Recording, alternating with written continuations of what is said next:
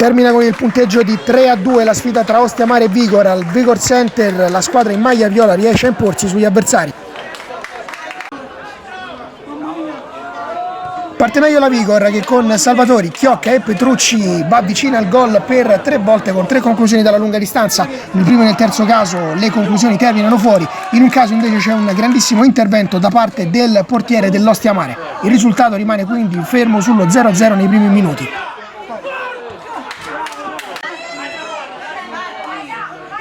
Il parziale si sblocca al 16esimo e a sbloccarlo è l'Ostia Mare. Grande conclusione di Toci che viene respinta dal portiere. Santinelli è in agguato e in tap-in realizza la rete che porta in vantaggio la squadra ospite.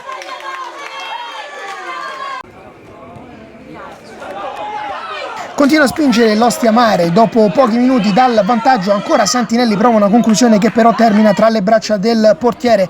Sul ribaltamento di fronte la Vigor riesce a conquistare un calcio di rigore che viene poi perfezionato da Civitan al minuto 22. Bravissimo il ragazzo con la maglia numero 10 che spiazza il portiere avversario.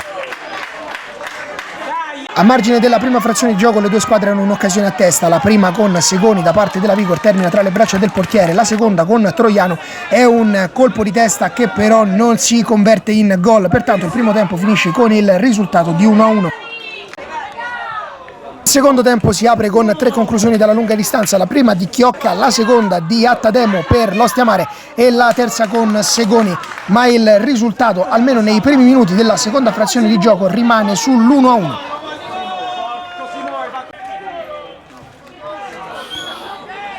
All'8° l'Ostia Mare si rende pericoloso da calcio d'angolo e questo è soltanto il preludio al gol, perché appena un minuto dopo, sempre da corner, Carpita riesce a realizzare la rete che vale il momentaneo vantaggio dell'Ostia Mare e il gol del 2-1.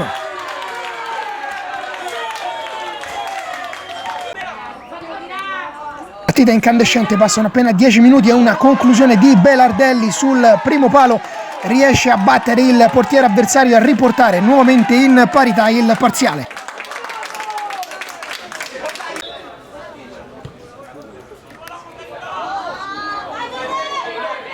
L'Ostia Mare però ne ha di più. Troiano, Aureli, Felici e Serrao negli ultimi minuti iniziano ad inanellare una serie di occasioni potenzialmente pericolose, ma tutte quante si infrangono contro il portiere avversario o si spengono sul fondo.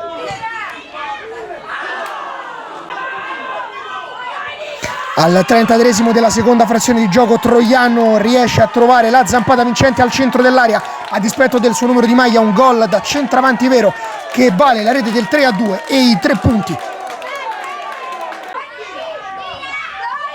A questo punto c'è spazio soltanto per un'occasione di Aureli che però termina totalmente fuori misura, dopodiché i ragazzi dell'Ostia Mare possono festeggiare la vetta conquistata nella regular season.